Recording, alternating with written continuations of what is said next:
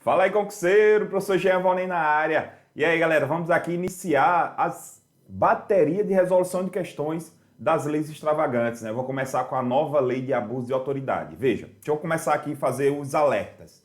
Veja, as questões que nós vamos trabalhar, a grande maioria foram questões que eu criei logo quando a lei saiu, né? Com base na doutrina dos doutrinadores, principalmente do Renato Brasileiro, que para mim é referência em legislação penal e extravagantes. E dessa forma, eu trouxe algumas questões fundamentadas na lei e também na doutrina dele e de outros que também surgiram depois. Vejam, como tem poucas questões, eu terminei criando três questões abordando o mesmo tema. Aí você pode ser, professor, por que três questões abordando o mesmo tema? Podia ser, entenda. Eu coloquei três questões abordando o mesmo tema porque a minha ideia é que você perceba o que a banca pode fazer para tornar a questão errada. Eu quero treinar vocês a encontrar o erro, porque você sabe que as bancas elas sempre vão trazer algo para fazer com que você erre as questões. Então vocês vão perceber que eu vou responder uma questão, vou explicar, aí a próxima questão já vai se tornar mais fácil porque ela tem relação com a anterior.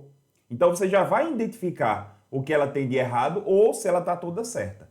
Isso eu quero que vocês treinem. Essa é a ideia da resolução de questões. A resolução de questões é para isso. É para você treinar, para você identificar erros e acertos e também você abordar, como é que chama? Colocar em prática aquilo que você já estudou. Então, para você chegar até aqui, certamente você já assistiu a aula da Lei de Abuso de Autoridades. Então, você chegou agora aqui e vamos responder algumas questões exatamente para praticar aquilo que você já estudou anteriormente. Perfeito? Fechou? Tamo junto. Qualquer coisa já sabe onde me procurar, né? Então, vamos lá, vamos seguir.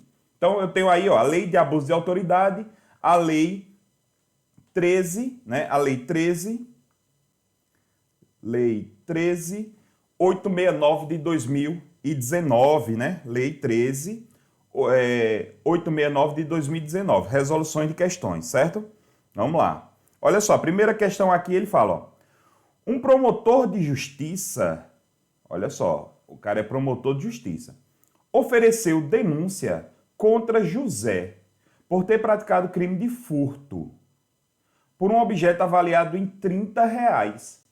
Após o recebimento da denúncia, o magistrado recusou a peça acusatória por estar presentes os elementos objetivos e subjetivos da aplicação do princípio da insignificância.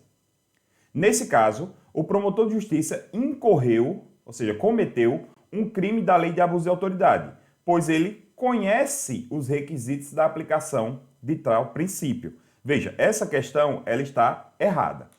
Deixa eu contar para vocês mais ou menos qual é a ideia. Vocês sabem que para aplicar o princípio da insignificância eu tenho requisitos objetivos e subjetivos. Mínima ofensividade da conduta, ausência de periculosidade social da ação, reduzido grau de periculosidade e também ínfima lesão ao bem jurídico, ao bem jurídico, né? Então, uma lesão a um patrimônio de R$ 30 claramente vai ser adotado, vai ser absolvida aí pelo princípio da insignificância.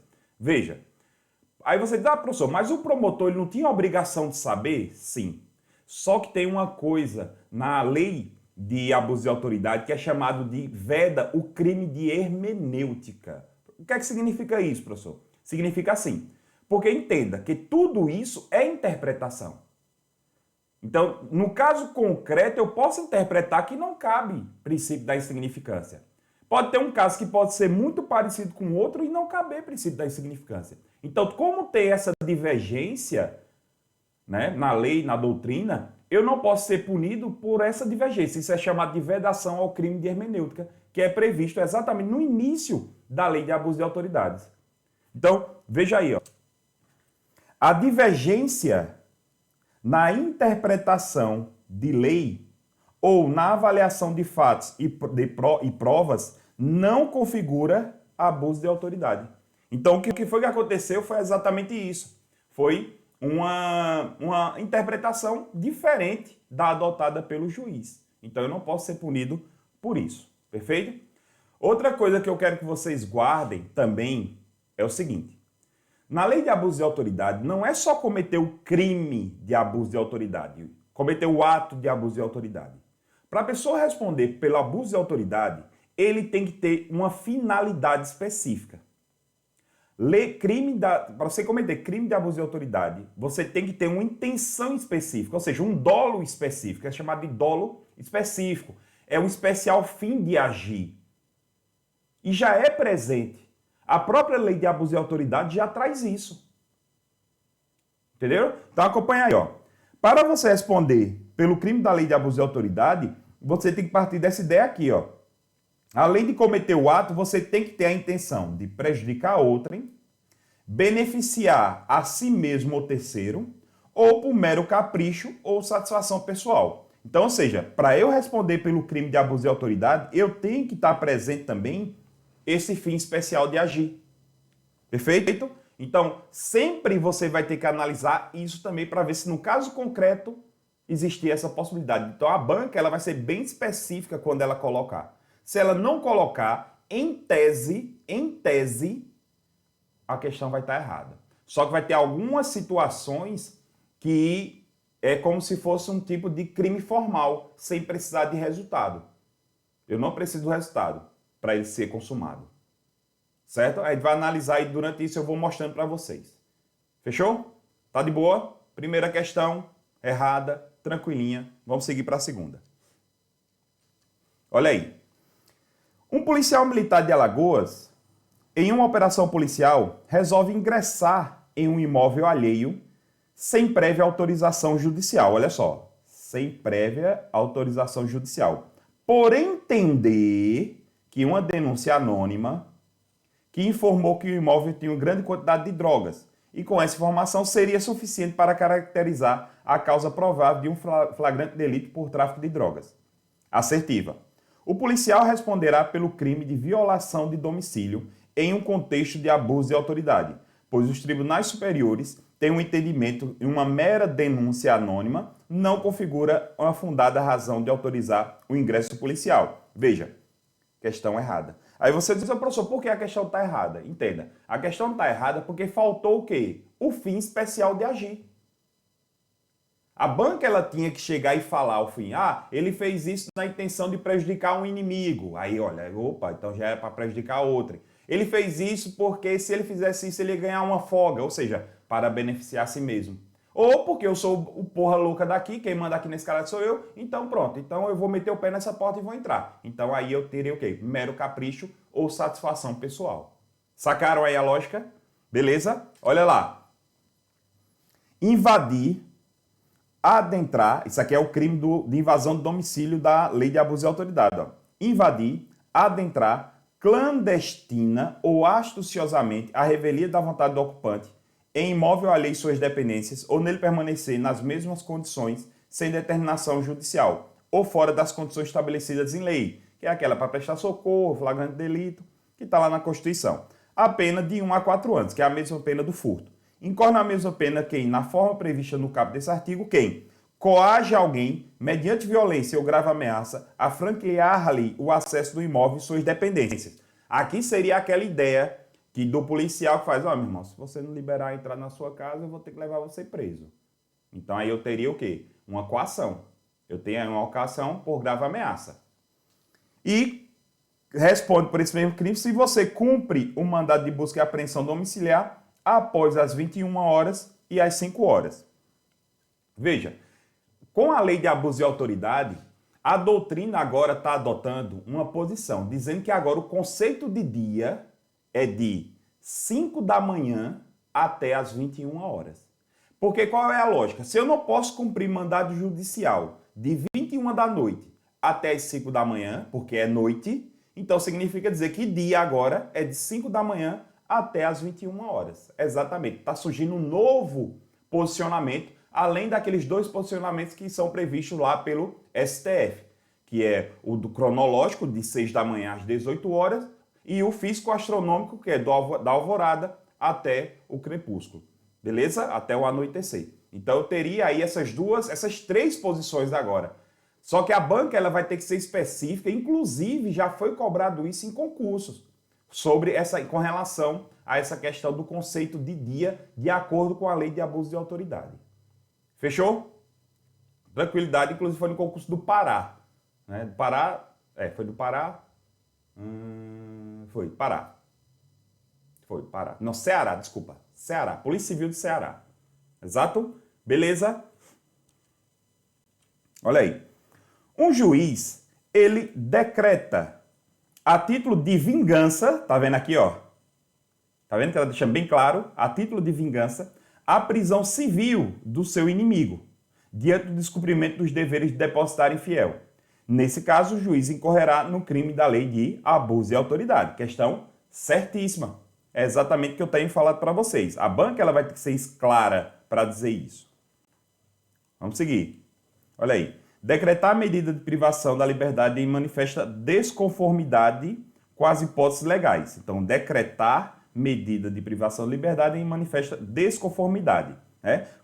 Aí você pode dizer, professor, e qual foi a desconformidade? Porque nós sabemos que, de acordo com a súmula vinculante número 25, não há mais prisão civil do depositário infiel. Mas o juiz ele decretou a prisão exatamente pelo cara ser inimigo dele, inimigo pessoal. É até uma redundância, né? Falar inimigo pessoal porque é redundância. Se é meu inimigo é porque é pessoal. É redundância. A aula de português agora. Vamos lá, vamos embora. Então, olha só. Aí tem aqui, ó. Incorre na mesma pena a autoridade judiciária. Aqui é um crime próprio, que só é para juiz.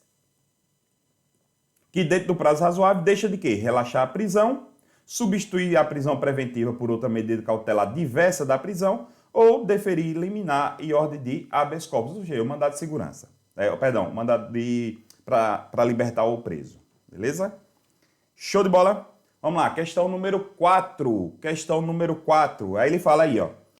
Um empregado de uma empresa contratada pela administração pública para execução de atividade típica da administração pública poderá incorrer nos crimes da lei de abuso de autoridade. Questão errada.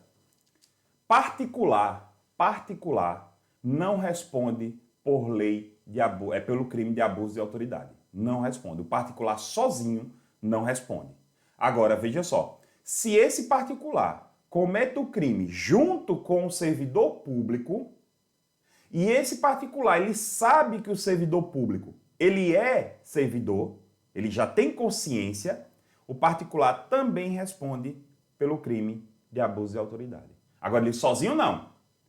Porque se ele respondesse, seria como se fosse um tipo de uma analogia em Malam-Parte. Agora, entenda. Lá no artigo 327 do Código Penal, eu tenho a equiparação do servidor público. Lá no Código Penal.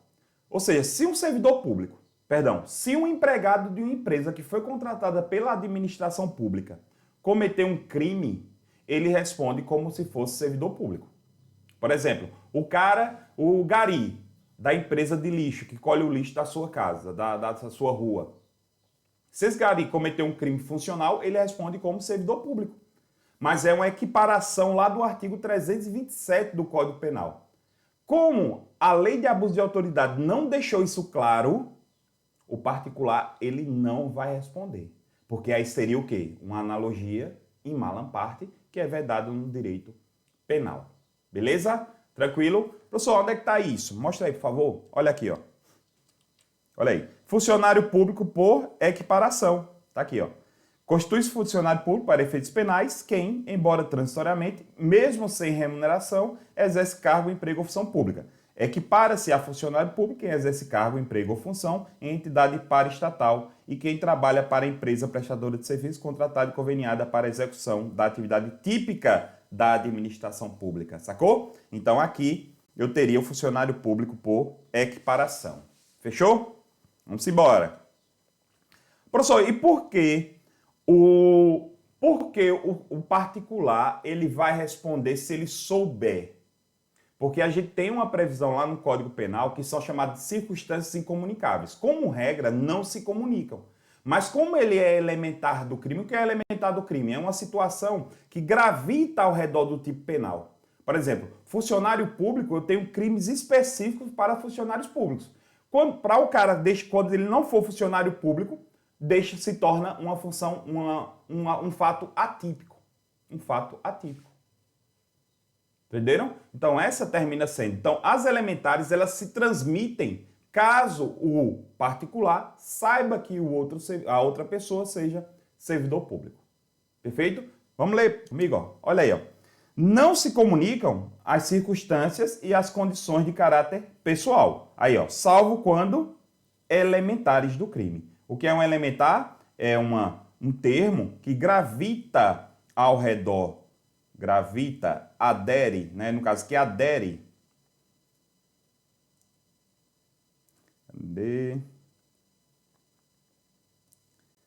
que adere ao tipo penal. Que adere ao tipo penal, certo? É uma situação que adere, é um termo que adere, por exemplo, só para vocês terem ideia, infanticídio. Para existir infanticídio é o quê? Quando a mãe mata o seu próprio filho em estado puerperal. Estado puerperal é um elementar. É um elementar do tipo. Porque eu retirar a elementar estado puerperal, sobra o quê? Outro crime.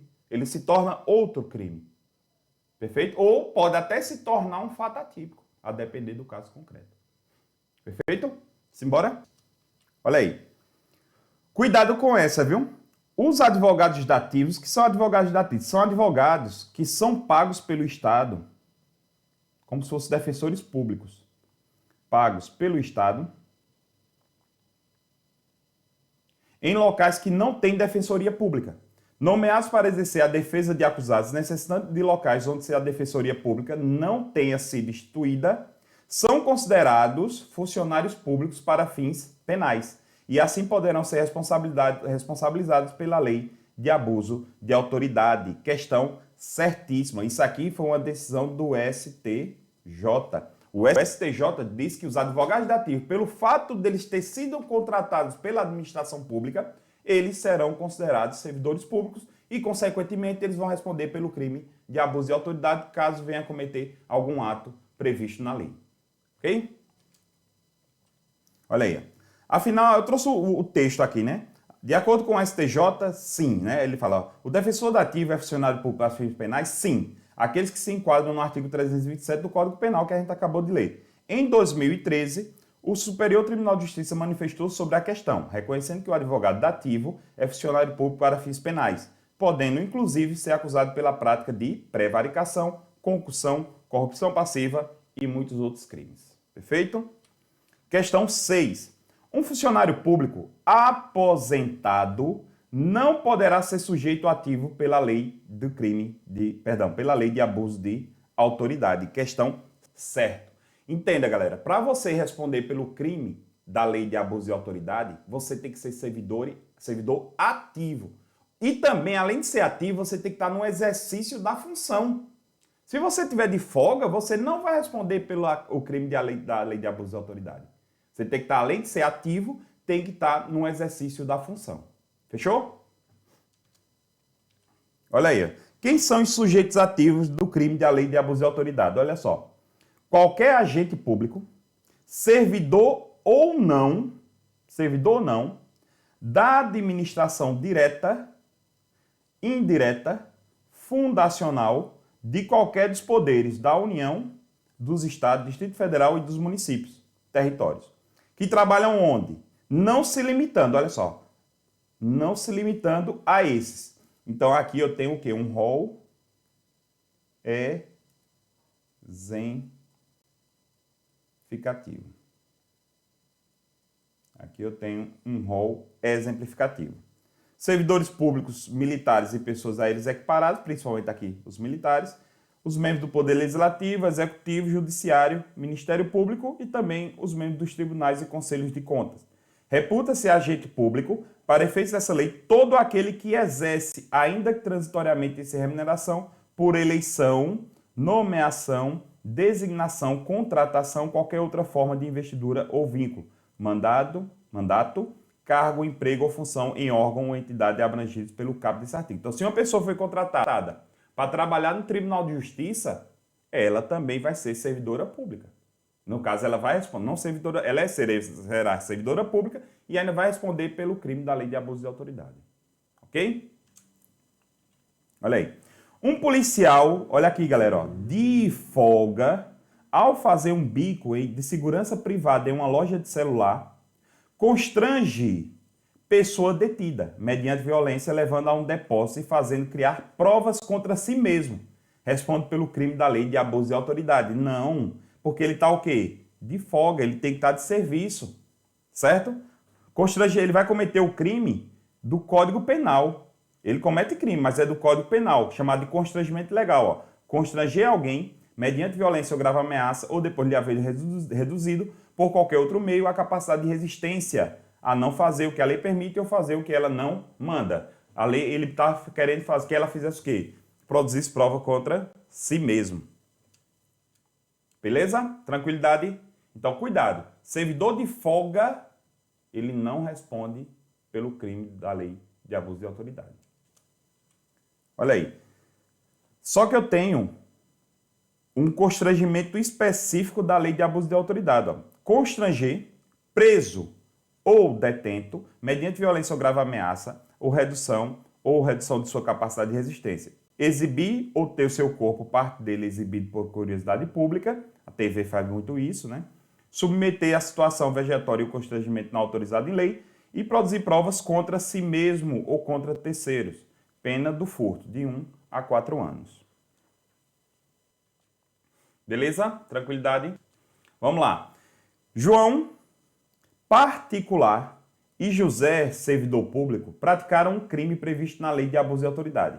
Nessa situação, João só responderá em concurso de pessoas nos ditames da lei, caso saiba da condição de servidor público de José. É uma questão linda. Questão corretíssima. Foi aquilo que eu falei. O particular só responde pelo crime da lei de abuso de autoridade se ele souber que o cara é servidor público. Caso ele não saiba, ele não pode responder.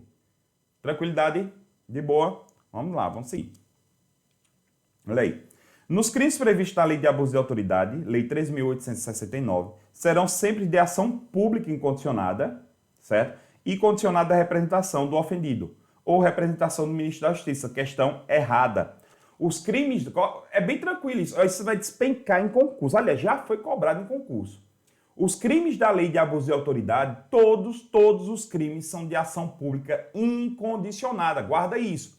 Ah, professor, é possível a privada? Sim. Caso o Ministério Público ele não ingresse no prazo legal, naquele prazo de 5 dias o agente preso e 15 dias o agente solto. Eu posso entrar com o quê? Com ação privada subsidiária da pública. Só que eu vou ter o quê? Um prazo decadencial de 6 meses. Tudo isso está na lei. Acompanha aí comigo. Olha aí, ó. Os crimes previstos nessa lei são de ação pública incondicionada. Será admitida a ação privada se a ação pública não for intentada no prazo legal. Cabendo ao Ministério Público aditar a queixa, repudiá-la e oferecer denúncia substitutiva, intervir em todos os termos do processo, fornecer-lhe elementos de prova, interpor recurso e a todo tempo, no caso de negligência, do querelante retomar a ação penal como parte principal. Tudo que tem lá na nossa Constituição e também no Código Penal, no Código de Processo Penal. A ação privada subsidiária será exercida no prazo de 6 meses, contado da data que se esgotar o prazo para oferecimento da denúncia. Isso aqui a gente já avaliou aí, bem tranquilo. Vamos lá, questão 10. Sobrevindo sentença, ou seja, o cara sendo condenado, transitado em julgado, em um dos crimes da lei de abuso de autoridade, o agente público sofrerá, como efeitos extrapenais específicos, a inabilitação para o cargo de 1 a 5 anos, perda do cargo. Esses efeitos são automáticos e não precisa expressamente ser pronunciado pelo juiz na sentença condenatória. Questão 10, questão errada. Veja, se você cometer um crime da lei de abuso de autoridade e for condenado, o que é que vai acontecer com você? Você vai ter a sua pena, você vai pagar pela sua pena, só que eu vou ter ali efeitos extrapenais. Eu vou ter que reparar o dano, eu vou ser inabilitado de fazer outros concursos durante um período de 1 a 5 anos e eu vou perder o meu cargo público. Só que para ser inabilitado e para perder o cargo público, o juiz vai ter que fundamentar. Não é automático, não. O juiz, ele, além de condenar você à pena de tanto a tanto, ele vai ter que dizer: decreta-se a perda do cargo público, decreta-se a inabilitação para qualquer função, qualquer cargo público, de tantos anos. Ele tem que fundamentar, ele tem que colocar na sentença. Beleza? Não é automático. Muito cuidado. Isso aí vai ser questão, vai despencar esse tipo de questão nesse concurso. Porque eles vão dizer que é automático, mas só não é automático. Tem que ser o quê? Fundamentado. Show de bola? Seguindo, vamos fazer a leitura do texto da lei? Olha lá. Ó, efeitos da condenação. São efeitos da condenação. Obrigação de indenizar o dano causado. Esse é o primeiro. Aí, devendo o juiz, a requerimento do ofendido, fixar na sentença o valor mínimo da reparação dos danos. É o juiz que vai dizer quanto é que o cara vai ter que pagar. Aí eu tenho uma inabilitação para o exercício de cargo, mandato ou função por um período de 1 a 5 anos. Vamos ter cuidado com esse prazo aqui. As bancas, eu estou achando que eles vão trocar esses prazos aqui. Aí, perda do cargo e mandato ou função pública. Parágrafo único. Os efeitos previstos no inciso 2 e 3, olha aqui, ó, 2 e 3, desse artigo, olha só, são condicionados à ocorrência de reincidência, olha só, o cara tem que ser reincidente em crime de abuso de autoridade e não são automáticos, devendo ser declarados motivadamente na sentença. Espera aí, professor, deixa eu ver se eu entendi. Quer dizer que eu só posso perder tanto, ser inabilitado ou perder minha função se eu for reincidente? Ou seja, olha como a lei foi bondosa nesse ponto. Eu cometi um crime da lei de abuso de autoridade. Pá, fui condenado. Tá. Posso perder meu cargo, minha função, ou eu ser inabilitado? Não. Agora, se eu cometer outro, aí eu vou ser reincidente no período depurador de 5 anos, vou ser reincidente, e depois desses 5 anos eu já não vou mais ser reincidente, vou ser primário. Mas se eu cometer como reincidente, aí sim, o juiz vai fundamentar e vai decretar a minha perda da minha função ou do meu cargo também, função cargo, e também a minha inabilitação para exercer qualquer outro cargo de concurso público, inclusive eletivo. Ok, galera? De boa? Vamos lá. Olha aí, questão número 11. A condenação tem como efeito genérico, tornar certa a obrigação de reparar o dano causado pelo agente, causado pelo crime, devendo o juiz, a requerimento do ofendido, fixar na sentença o valor mínimo para a reparação dos danos causados. Questão linda e maravilhosa, a gente já viu isso. Ó, vamos lá, agora só que eu trouxe ela para explicar isso para você. Ó. Eu tenho efeitos extrapenais. Efeitos extrapenais. Eu tenho um genérico, e esse genérico ele é automático, e eu tenho um específico que tem que ser motivado. Essa é a grande diferença entre o genérico e o específico. O genérico é automático, o específico é motivado. O genérico é automático, não precisa fundamentar. O específico precisa de fundamentação específica. Aqui o juiz vai ter que motivar. Nesse aqui é automático. Simplesmente fui condenado e já vou ter que reparar o dano. Ok? De boa. Vamos seguir. Olha aí. Trouxe aí essa questão de 2000, viu, pessoal? Para a gente treinar aqui, ó. Beto, delegado de polícia, ordenou a seu subordinado o encarceramento de Epson, alegando que este é autor de um crime de latrocínio que acabara de ser cometido. Posteriormente, por se tratar de prisão para averiguações, que é proibida, prisão para averiguação é vedada, desconhecida pelo subordinado, a autoridade policial, no afã de legalizar a detenção, tá vendo, ó, capricho pessoal, por mero, olha aqui, ó, capricho ou satisfação pessoal, tá vendo que a banca tem que deixar isso bem claro, representou acerca da decretação da prisão temporária, decretada a prisão temporária pelo juiz de direito, e expirado o prazo de 30 dias, sem o pedido de prorrogação. A autoridade policial prolongou conscientemente a custódia de Epson, deixando de liberá-lo. Tomando ciência do ocorrido por meio de peças informativas, o Ministério Público efetuou a denúncia contra Beto, imputando-lhe a prática do crime de abuso de autoridade. Tá vendo? Tá aqui claro. Com relação à situação hipotética, a legislação pertinente julgue o item abaixo. Julgada procedente a pretensão punitiva do Estado, o juiz sentenciante poderá aplicar aberto o quê? A perda do cargo, ok? A inabilitação, ok, para o exercício de qualquer outra função pública, caso ele seja reincidente em outro crime da lei de abuso de autoridade. Questão certa. Veja, são questões grandes, exatamente para tentar fazer com que você se perca. Essa termina sendo a ideia das questões da banca CESP, como vocês já conhecem bem ela, beleza? Então, vamos continuar aí no nosso próximo bloco. Então, aguardo vocês até pouquinho para a questão número 12. Tamo junto. Valeu, galera!